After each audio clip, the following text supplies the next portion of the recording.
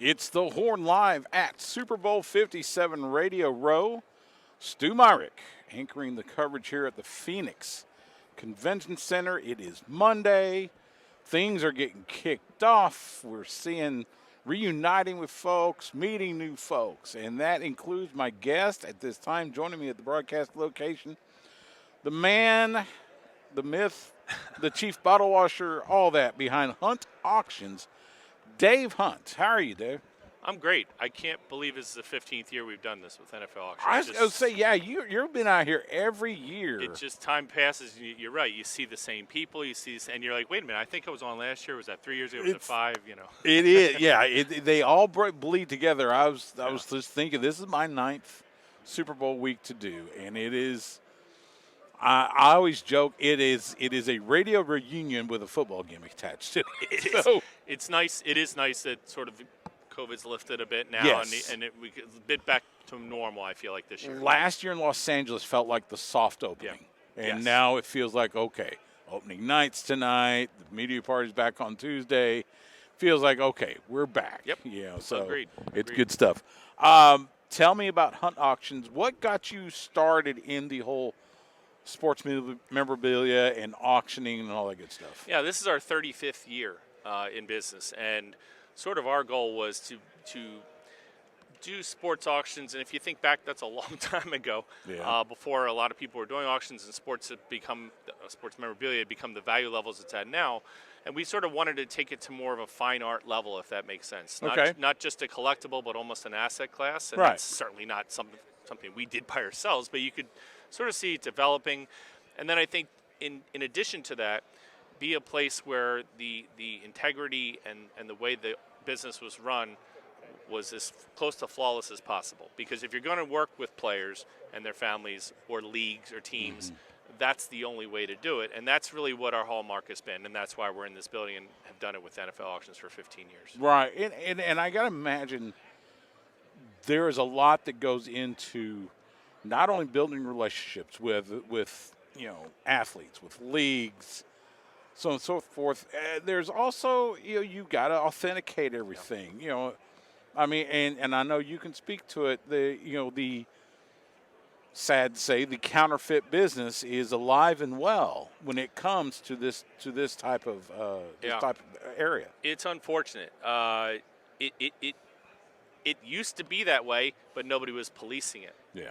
It's not that this is something new, that people are faking items or doing things in the wrong way, but now people are looking at it because it's a much higher dollar level and it's a much more established business. And it's at the hallmark of what we do. It's the foundation. Everything we've sold since 1990 has been guaranteed to be what we sold it as. And that's pretty uncommon. Most auctions are sort of buyer beware, and it is what it is. That's not how we operate. We feel it's our duty to do the research and authenticate the piece. If it's a brand new item, a game-used jersey that the NFL auction program gives us right off the field, that's authenticated and comes that way. If it's a helmet from the 19th century even, it's at least our job to do the authentication description to the best of our abilities and guarantee what we're saying. So, and it should be fun. That's the whole point, is to enjoy these things, not worry if they're real or not. Right. And you do a lot. NFL's your big one, but I assume you do all leagues. Yeah. Major League Baseball, NBA. Yep, we've done the All-Star Game for 19 years with Major League Baseball. Just did Bill Russell's collection for Bill a few years ago at the Boston Garden. We did Babe Ruth, pretty good baseball player, Babe Ruth. He can hit the ball. We did it at Yankee Stadium. Ted Williams, Gale Sayers, Joe DiMaggio. It's like you said about you come here and the years just fly by.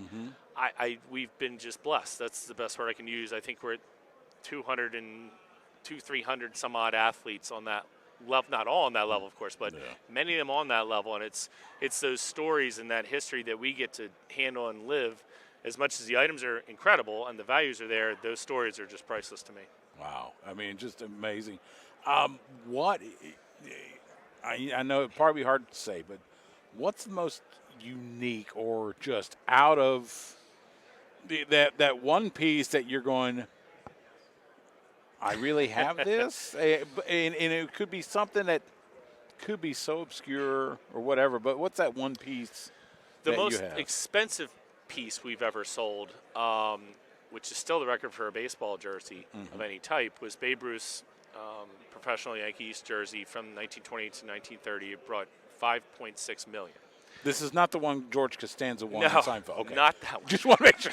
Not that. So that was the most valuable piece, but there's just been so many. I mean, Bill Russell's 5 MVP trophies, not bad. His gold medal. Lou Gehrig jerseys, Babe Ruth bats. One that sort of sticks out to me is we sold privately Jackie Robinson's jersey from 1951 for $4.2 million, and that was just, talk about holding history. That was pretty special, and but there's so many, and again, it really has been an honor to do it and be involved in these things, and we don't take it for granted. I know how nervous I've been to hold an Olympic gold medal, and that's from very recent. So I can only imagine, stuff, and then I'll go completely off. So I'm a pro wrestling guy. I've been watching wrestling for 4 decades, and there are times you get to hold, whether it's a belt or some sort of, tights or whatever, and it's kind of like, okay, this has been through it. So I understand that. You got a few pieces here. Yep. Let's talk. You have a Walter Payton ball. Game ball. Yep. Game ball. Yep. And this year we always try to have sort of a headliner, if you will. Walter Payton, pretty good player. Yeah. Pretty good player. If you're talking about running backs, lots of people are going to rank. He's way up there. Let's put it that way. I was going to say, look, and we're in Cowboys country. So Emmett, he broke the record, but I think most everybody still considers Walter Payton the greatest running back of all time. I think what Walter did too is 2 things in my mind, as we learned even more in cataloging these items and representing his pieces. Is one, he revolutionized the way that position was played completely, and his drive and determination was just unwavering. Yeah. And 2, what he did off the field from a humanitarian standpoint may be more impressive than what he did on the field, and that's really saying something. Well, and that's why the NFL named their Man of the Year award after him. Exactly. So this is one of the balls. There are a number of them in the auction. Game ball, not used, but a presentation after the game. And this was a very special one because it was on that date in October 7th, 1984, when he established the new rushing record at 12,400 yards. Since been eclipsed by Emmitt Smith. Right. But just an incredible piece of history. And it's so funny in the display we've got here at the NFL Super Bowl Experience. There's probably 24 game balls. You look at these game balls and you think, what accomplishments? What happened here? What was going on in this game? But there's so many pieces from Walter's collection, and a portion of all the Payton items proceeds will go to the Walter and Connie Payton Foundation and the Jarrett Payton Foundation. So not only are you getting something, as we talked about, right from the family, authenticated, fully guaranteed, but you're doing some good as well. Okay, all right. I'm looking at this helmet. Yeah. This Rams helmet, and you were telling me right before we started. So this is the first helmet that had a team logo? Yeah, it's amazing. 1947, Fred Gerke, who was a player with the Cleveland Rams at the time, and then obviously went on to be LA. And the short version is they wanted to improve the appearance of the helmet, become more marketable. And he was an art major coming out of college in Utah and asked permission to paint a helmet, took it to them, took a drawing to them first, said, I need to see it on a helmet. Coach said, paint it on a helmet. Paint it on a helmet. Coach and the owner loved it, got it approved, which back then was basically, is it okay to do this? Right. Got it approved. This is the prototype. This is literally the first helmet that had an NFL logo on it. And you think about what the NFL is and where we're sitting right now with marketing, it's not to say that this is responsible for it, but what an incredible piece that this is sort of the inception of that. It's so crazy. And to think it was the Rams. Yeah. Of all the teams, the Rams. Yeah, and even inside, you can see Fred signed it. Oh, wow. Almost like an artist and dated it. And then the team loved it. They said, okay, here's 40 some odd other helmets. Paint those. Yeah. To the degree where he kept a can of paint under the bench during the games if the helmets got beat up, so he could fix them up before the game. That's funny. And then the next year, obviously, they went into production, and so they were under the enamel work, and that was it. So really, just in and of itself, a very rare style of helmet, but the sort of the birthplace of the NFL helmet, if you will. Okay. And then you have the game ball. Which Super Bowl this is from the last time the Eagles won in 2017. And this is one of the NFL auction program items. It comes right from NFL auction, right through this Super Bowl live auction. Okay. Anytime you get something game used from a historic Super Bowl, especially with all the Eagles fans coming out here, it'll do very, very well in the bidding we expect. I can imagine. Yeah. So you got to set up at the Super Bowl experience. Talk about that. Yeah, if you're out here in Phoenix, it's first of all, the NFL Super Bowl experience is incredible. It really is fun and something I would encourage everybody to come to.